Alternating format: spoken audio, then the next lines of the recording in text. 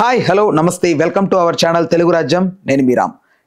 టెక్కలి శాసనసభకు సంబంధించి దువ్వాడ శ్రీనివాస్ గారు రీసెంట్ టైంలో ఆయనకు ఒక ఇన్సిడెంట్ చాలా హల్చల్ చేస్తుంది, అటు సోషల్ మీడియా కానీ త్రూ మీడియా కానీ. అయితే ఈ కథ ఇంకటితో ఆగేలా లేదు, చాలా విషయాలు వెలుగులోకి వస్తున్నాయి అతనికి సంబంధించి పర్సనల్ లైఫ్ గురించి. సో దీనికి సంబంధించి పూర్తి విశ్లేషణ అందించడానికి సినీ రాజకీయ క్రిటిక్ దాసరి విజ్ఞాన్ గారు మనతో ఉన్నారు. నమస్తే అన్న. నమస్తే.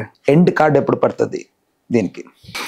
యాక్చువల్గా మొత్తం దీనికి కర్త కర్మ క్రియ దువ్వాడ వాణియే. అసలు నిజంగా నిన్న కూడా మాధురికి మద్దతుగా వాళ్ళ ఆయన కూడా దివ్యల మహేష్ కూడా లైన్లోకి వచ్చాడు, మా ఆవిడ మంచిదండి, వాళ్ళే తీసుకెళ్ళి ఇలా చేశారు అని. ఇప్పుడు మొత్తం దేశవ్యాప్తంగా నింద మోస్తుంది దివ్యల మాధురి. ఈమె క్యారెక్టర్ మంచిది కాదు, ఈమె అలాంటిది ఇలాంటిది, అమ్మాయిని సప్లై చేస్తుంది అని పిచ్చి పిచ్చిగా మాట్లాడుతున్నారు. అసలు ఓవరాల్గా సినారియోలకి ఈమెని తీసుకొచ్చింది కూడా వాణి. ఎలా ఈ వాణి అనే ఆవిడ ఆ ఏరియాలో కొంచెం బాగా పలుకుబడి ఉండి మంచి పెద్ద ఉన్న బాగా కొంచెం చిల్లర ఎక్కువ ఉన్న ఆవిడ. తనేం చెప్తుంది తన మొగుడు గురించి, బనీన్తో వచ్చాడు నా దగ్గరికి, నేనే వీడికి లైఫ్ని ఇచ్చాను అన్నట్టు చెప్పుకుంటుంది. సరే ఆయన పేద, ఓకే. తర్వాత డబ్బుకు బాగా అలవాటు పడి ఇష్టం ఉన్నట్టు ఖర్చు పెడుతున్నాడు, కంట్రోల్ చేద్దామని చెప్పేసి వాడిని అలా కూర్చోబెట్టి ఆ వాడి పనులు నా పనులు అన్నీ నేనే చేస్తున్నా. ఓ గ్రెనేడ్ బిజినెస్ ఒకటి ఏడ్చింది మాకు దేశాన్ని ఉద్ధరించడానికి.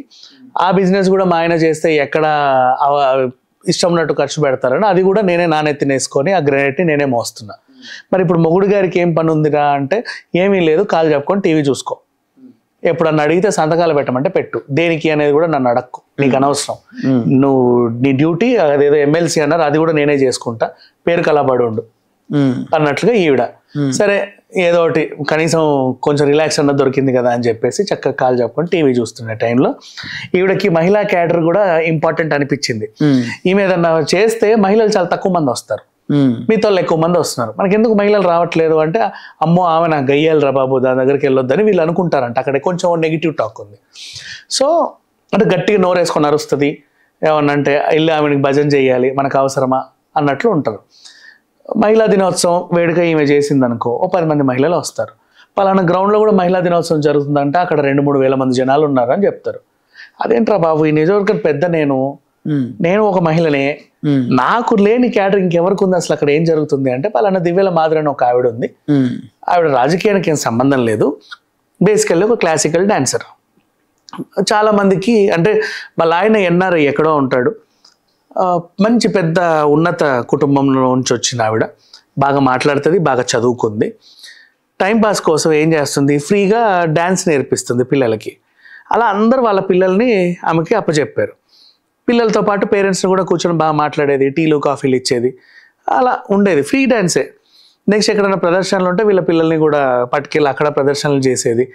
క్లాసికల్ అన్న సంగీతం అన్న వాటిని ఇష్టపడే వాళ్ళని కూడా గౌరవిస్తారు బయట, తెలిసిందే కదా. ఇప్పుడు మనము సింగర్స్ ఎంత బాగా గౌరవించుకుంటాం, సంగీతం నేర్చుకున్న వాళ్ళని, గొప్ప గొప్ప విద్వాంసుల్ని, అలా వాళ్ళ కళల పట్ల ఇష్టమున్న కళాకారులకి ఎక్కడన్నో గౌరవం ఉంటుంది. అలా వీళ్ళ చుట్టుపక్కల ఎక్కువ మంది వెళ్తున్నారు.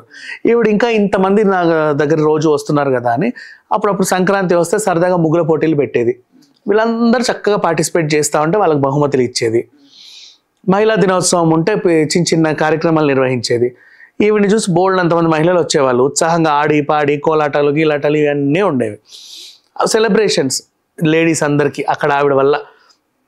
ఒరే బాబు, ఈ మహిళలందరూ మన దగ్గరికి రావాలంటే మనం ఏం చేయాలి, వాణి ఆమె మెడలో కండువా వేసి మన పార్టీలో చేర్చుకుంటే వాళ్ళందరూ వచ్చేస్తారు కదా మనతో పాటు. ఆవిడ ఎక్కడుంటే వీళ్ళు ఉంటారు, కరెక్టే. ఎప్పుడన్నా మనకి ఆమెకి చెడింది అనుకో, మళ్ళీ వీళ్ళందరూ వెళ్ళిపోతారు ఆవిడతో పాటు. ఏం చేద్దాం, ఫస్ట్ ఆవిడ మహిళా అధ్యక్షురాలు తెచ్చి ఇంట్లో కూర్చోబెట్టు, ఆఫీస్లో కూర్చోమను, ఆవిడ పనులు కూడా మనమే చేద్దాం, అప్పుడు ఈ క్యాడర్కి మనం అలవాటు అవుతాం. సేమ్ ఎట్లా అంటే మొగుడు గారి విషయంలో నువ్వు చేసావు అదే సేమ్ ఇలాగే ఈవిడ్ని కూడా తెచ్చింది, పెద్ద కండు వేసి నువ్వు ఈ మహిళలకి అధ్యక్షురాలివి అనగానే వావ్ నాకు పెద్ద పోస్ట్ వచ్చింది, కూర్చుంది. ఏం చెయ్యాలంటే ఏమీ లేదు, కాలు చెప్పుకొని కూర్చో, టీవీ చూడు, నీ పనులు నేను చేస్తా, ఎప్పుడన్నా సంతకాలం ఇంతకాలం ఇన్విటేషన్లు వచ్చినప్పుడు ఇస్తా, పెద్ద పనే ఉండదమ్మా, కూర్చో. నువ్వు పెద్ద పోస్టు, అన్ని పనులు నువ్వు చేస్తా అంటే ఎట్లా, ఇంతకుముందులా కాదు, నువ్వు ఇప్పుడు పెద్ద పోస్టు, నీ కింద మేము ఉన్నాగా మేము చేసుకుంటాంలే, సర్లే ఏదో ఏడో అని. ఈవిడకేమో టైంపాస్ అవ్వట్లా.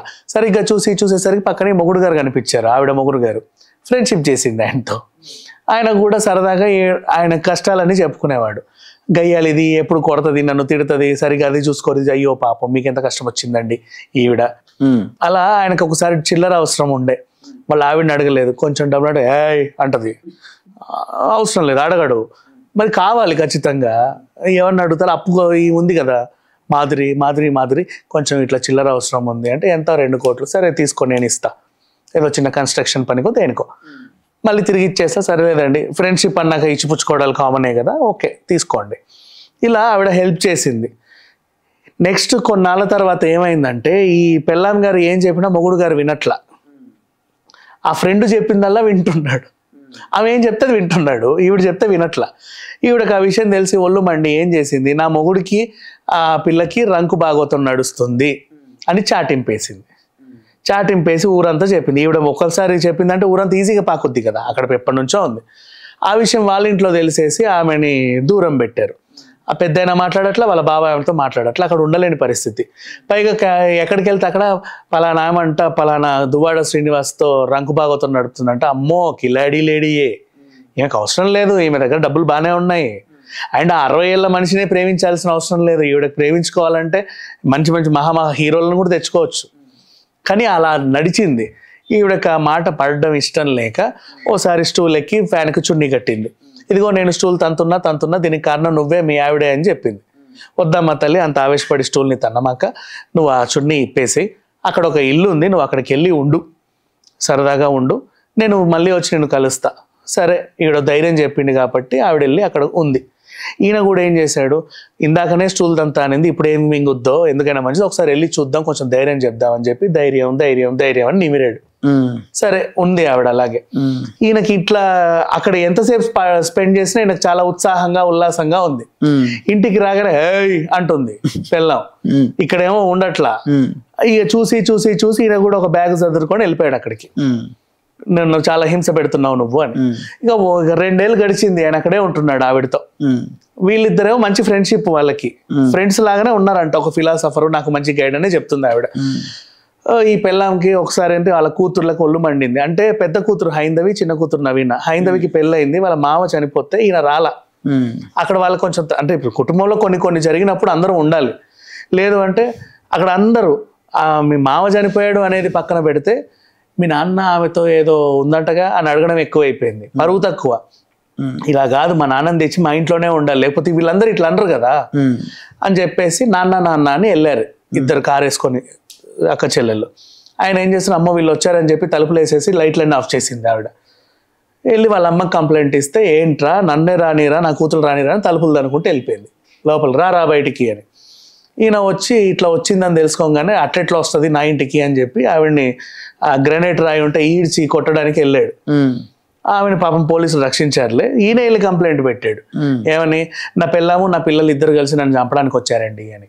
అదేంటి ఉల్టా ఉంది, బేసిక్గా నువ్వు కదా వాళ్ళని చంపాలి అన్ని కేసుల ప్రకారంగా చూస్తే. భార్య పిల్లలు వచ్చి మా ఆయన తాగొచ్చి మమ్మల్ని చంపుతున్నాడని కొడుతున్నారని అంటారు. ఇక్కడ నువ్వు రివర్స్ చెప్తున్నావు ఏంటంటే, అవునంటే ఒకసారి డబ్బులు ఇచ్చి ఇక్కడ కొట్టింది చూడండి ఇంకా బొడిపలాగే ఉంది, ఇలాంటివన్నీ చెప్పుకొచ్చాడు. ఏంటి కథ అంటే, పలానా దివ్యల మాధురితో ఉంటున్నానండి నేను, మేమిద్దరం మంచి బెస్ట్ ఫ్రెండ్స్, ఈవిడ తప్పుగా అర్థం చేసుకొని ఆవిడని ఏదో నిందలేస్తే ఆవిడ చావబోయింది. నేను పాపం మా కుటుంబం వల్ల ఆవిడ చచ్చిపోబోతుంది కాబట్టి నేను ధైర్యం చెప్పి ఉంచాను, అక్కడ ఉంటుంది. అండ్ ఈవిడ తలుపులు దాన్ని నా ఇల్లుకి ఈమెకు సంబంధం లేదు, అది మా తమ్ముడి ఇల్లు, పైగా దానికి అపురూపంలో ఆవిడే ఇచ్చుకుంది డబ్బులు, ఇది వాళ్ళకే చెందుద్ది, ఈవిడెవరు అడగడానికి. ఈవిడ ఒరే గాడిద నాకు విడాకులు ఇచ్చేయి, విడాకులు ఇచ్చే కంటే ముందు నా దగ్గర ఎంత దొబ్బావో మొత్తం అక్కడ కక్కు, మొత్తం అక్కడ కక్కు, బనీంతో వచ్చావు నా దగ్గరికి, మొత్తం నేనే పెట్టాను నీకు ఇదంతా, అదంతా అక్కడ కక్కు, నాకు విడాకులు ఇచ్చేసి పో, నువ్వు ఎక్కడన్నా చావు. ఈవిడ డిమాండ్. పిల్లలు కూడా అంతే. ఈ ఫ్రెండ్స్ ఇద్దరు సరే ఇప్పుడు మొత్తానికి ఇలా జరిగింది, నాన్న కావాలి అని వద్దు, ఇంకా ఇప్పుడు నాన్న వద్దు, అవసరం లేదు, అప్పుడు కావాలి ఇప్పుడు అక్కర్లా. ఎందుకంటే ఆయన కూడా తెగించాడు, మమ్మల్ని మా మీద హత్య కేసు వేస్తున్నాడు, ఇవన్నీ చేస్తున్నాడు, అంటే విషయం తెగిపోయేదాకా వచ్చింది, ఇంకా కలిసి ఉండే విషయం లేదు. సో ఆవిడ ఈ ఫ్రెండ్ కలిసి గతంలో మేము నిజంగా ఫ్రెండ్స్ లానే ఉండే, ఈవిడ ఎప్పుడైతే నాకు రంకంట కట్టిందో అప్పటి నుంచి సమాజంలో మేము ఇద్దరం అలాగే అని ఇదైపోయింది. ఇంట్లో చేడు ఆయన ఉన్నాడు, నా ఇంట్లో చేడు నేనున్నా, ఇప్పుడు మేము పెళ్లి చేసుకుంటే తప్పేంటి అని అడుగుతుంది. కరెక్టే ఆవిడ వెర్షన్. ఇప్పుడు ఆవిడ భర్త వచ్చాడు లైన్లోకి, మా ఆవిడ చాలా మంచిదండి, నాకు నమ్మకం ఉంది, రాజకీయాలు వద్దని మేము చెప్పా, ఇష్టం లేదని. ఏదో టైంపాస్కి డ్యాన్స్లు వేసుకుంది. ఇంకా టైంపాస్ కాక రాజకీయాల్లోకి వెళ్తే పోన్లే ఏదో కాలం వెళ్ళబెడుతుంది కదా అనుకున్నాము. ఆవిడ అక్కడ ఖాళీగా కూర్చోబెట్టి వాణియే, నువ్వు మొగుడు పని నువ్వే చేసి, పక్కింటి దాని పని నువ్వే చేసి, వాళ్ళిద్దరిని ఒక దగ్గర రూమ్లోకి తలిపేస్తే వాళ్ళు కలవరు, ఫ్రెండ్స్ అవ్వరు. ఎక్కడో ఉన్న వాణిని తీసుకొచ్చి మొగుడికి పరిచయం చేసి నువ్వేగా. వాళ్ళిద్దరికి ఎప్పుడు చిన్నప్పుడు పరిచయం లేదు, వాళ్ళు క్లాస్మేట్స్ కాదు, ఏ గుడిలోనో చూసుకొని వాడు రాకెట్టే లేదు, ఈమె ఫ్లయింగ్ కిస్ ఇవ్వలేదు, ఏం జరగల వాళ్ళ మధ్యలో. కనీసం ఒక ట్రైన్ సంబంధం కూడా లేదు, అట్లీస్ట్ పరిచయం కూడా. నువ్వు నీ అంతటి నువ్వు ఒక మహిళను తీసుకొచ్చావు. ఇక్కడ దువ్వాడ శ్రీనివాస్ తప్పు కూడా ఉంది. నీకు మీ ఆవిడ సరే ఒక మహిళను తెచ్చి ఇంట్లో పెట్టింది, నువ్వు ఆవిడతో ఫ్రెండ్షిప్ చేసావు, ఇంట్లో నెగ్లెక్ట్ చేసి ఆమెకి ఎక్కువ ప్రిఫరెన్స్ ఇవ్వడం కూడా నువ్వు చేసిన తప్పే. ఎంత నీకు నీ మానసిక స్థితికి ఆవిడ దగ్గర అయితే మాత్రం. అంటే నీకు ఇక్కడ పెళ్ళామేమో గయ్యాలి, అరుస్తుంది కరుస్తుంది, ఆవిడేమో సున్నితంగా మాట్లాడుతుంది. అంటే ఎవడొస్తే వాళ్ళు కనెక్ట్ అయిపోతావా? అది కూడా తప్పే. కానీ రేపన్న రోజున ఆదుకునేది సొంత ఇంట్లో వాళ్ళే కదా. కానీ ఇంకా వద్దు అని చెప్పేసి అట్లా అయిపోయింది వీళ్ళ పరిస్థితి. ఇప్పుడు అక్కడ ఆవిడ కూడా మీ అయిన కంటే పెళ్ళికి ఎదిగిన పిల్లలు 2 ఉన్నారు, ఒక ఆమెకి పెళ్లి కూడా అయిపోయింది. నా చిన్న పాపలు, వాళ్ళకి రేపు సమాజంలో గౌరవం ఏముంటుంది? పైగా వీళ్ళ ఆవిడ ఏమంటుంది, వాళ్ళ ముగ్గురికి DNA టెస్ట్ చేయండి, నా ముగ్గురికి DNA టెస్ట్ చేయండి, ఆ ముగ్గురు పిల్లలు ఎవడో మీకు తెలుస్తుంది అని చెప్తుంది. అండ్ నెక్స్ట్ ఈ డ్యాన్స్ చేసే పిల్లల్ని కూడా ఈవిడ డ్యాన్స్ పేరుతో పిల్లల్ని ట్రాప్ చేసి అబ్బాయిలకు సప్లై చేసేదని కూడా ఒక నింద మోపింది. దానికి ఆమెకి ఇంకా బతకడం కూడా ఇష్టం లేకుండా మొన్న కార్ యాక్సిడెంట్ చేసుకుంది. ఆవిడే చేసుకుంది. అంత విషయం అంతవరకు వచ్చిందంటే మరి ఇంత నీచంగా మాట్లాడుతుంటే తట్టుకోలేకపోయింది. ఒకటి విషయం మాత్రం నిజం, దివ్యల మాధురి నిజంగా అలాంటిది అయితే ఏ తల్లి వాళ్ళ పిల్లల్ని పంపరు. ఎప్పటి నుంచో డాన్స్కి పంపిస్తున్నారు పిల్లల్ని, అండ్ ఆమె నమ్మి వేరే ఊర్లకు కూడా పంపుతున్నారు. అండ్ నెక్స్ట్ ఇప్పటిదాకా ఒక తల్లి కానీ ఒక కూతురు కానీ ఆమె మీద కంప్లైంట్ ఇచ్చింది లేదు నెగిటివ్గా.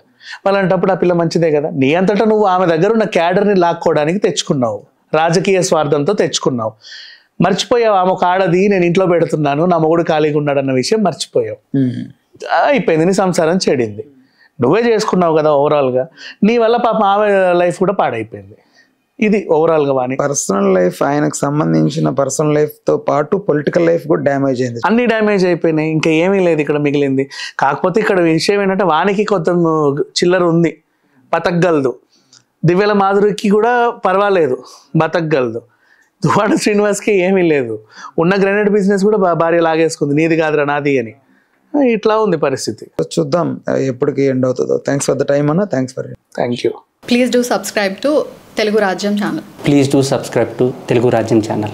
Please do subscribe to Telugu Rajyam channel. Hi అండి, నేను మీ ఆర్పీని, నెల్లూరు పెద్దారెడ్డి చేపల పులుసు ఓనర్ని. మీరు తెలుగు రాజ్యం అనే ఈ యూట్యూబ్ ఛానల్ సబ్స్క్రైబ్ చేసుకుని మంచి వీడియోలతో వస్తారు. Thank you so much. Hi people, I'm Sonakshi Verma and you please watch Telugu Rajyam and please subscribe to the channel.